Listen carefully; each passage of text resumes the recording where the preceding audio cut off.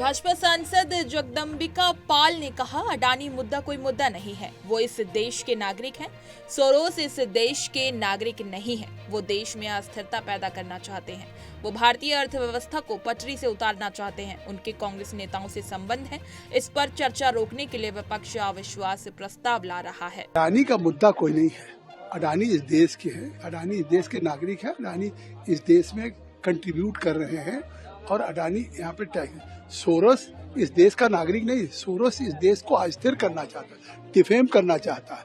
आज जो forum of democratic leader in Asian Pacific है, जिसकी प्रेसिडेंट सोनिया गांधी हैं, उसको फंडिंग किया है। वो यहाँ पे अलगाववादियों को फंडिंग करता है, खालिस्तानियों को करता है, जो इस देश की बढ़ती हुई अर्थव्यवस्था को डिरेल्ड करना चाहता और देश को बदनाम करना चाहता वो है। उत्तर प्रदेश महिला आयोग की उपाध्यक्ष और भाजपा नेता अपर्णा यादव ने कहा, हमारे समाज का पहिया महिला और पुरुष दोनों के संतुलन से चलता है। सर्वप्रथम मैं ये कहूँगी कि मैं महिला आयोग से हूँ।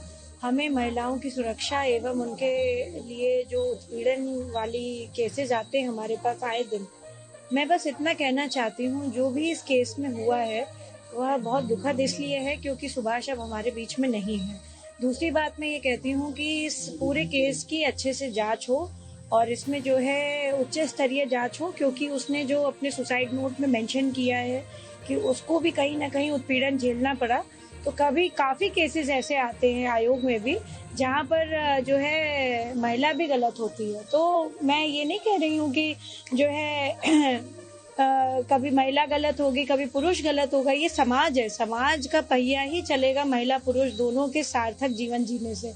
तो मैं सबसे ये निवेदन करती हूँ कि जो है आप लोग सब सामंजस्य बना करके अपना जीवन जिए। कांग्रेस सांसद अखिलेश प्रसाद सिंह ने केंद्रीय संसदीय कार्य मंत्री किरेन रिजिजू के बयान पर कहा, सदन में जो भी सभापति होते हैं उनकी गरिमा होती है, उस कुर्सी की भी गरिमा होती है, जिसका ख्याल रखना चाहिए। उस पद को धर्म, जाति आदि के रूप में बांटकर नहीं देखना चाहिए।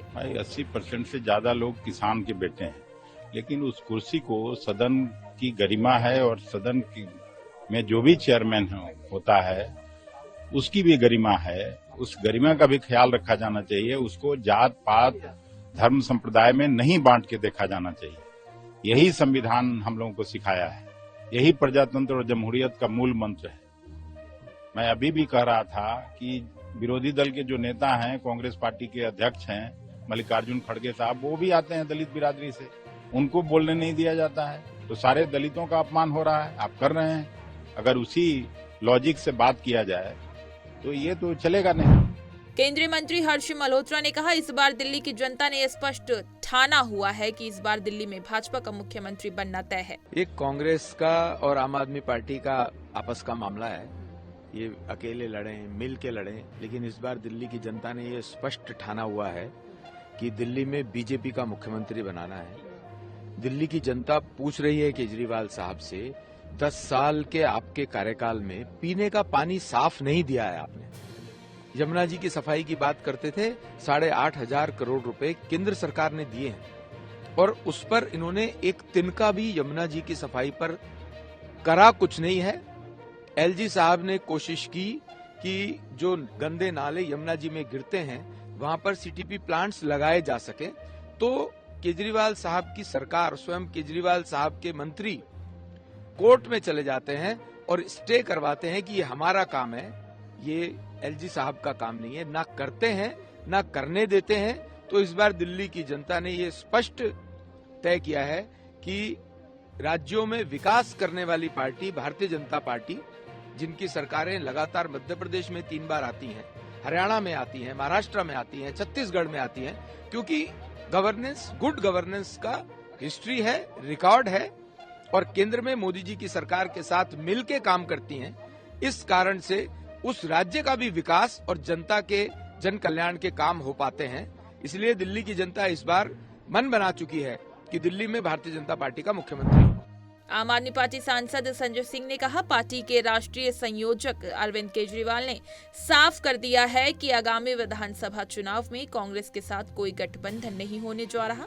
आम आदमी पार्टी अकेले ही चुनाव लड़ेगी। खुद पार्टी के राष्ट्रीय संयोजक अरविंद केजरीवाल जी ने स्पष्ट कर दिया कि दिल्ली के अंदर कांग्रेस के साथ कोई गठबंधन नहीं हो रहा है। आम आदमी पार्टी अकेले चुनाव लड़ेगी और पिछले 3 चुनाव में लगातार हमने भारतीय जनता पार्टी को बुरी तरीके से हराया है।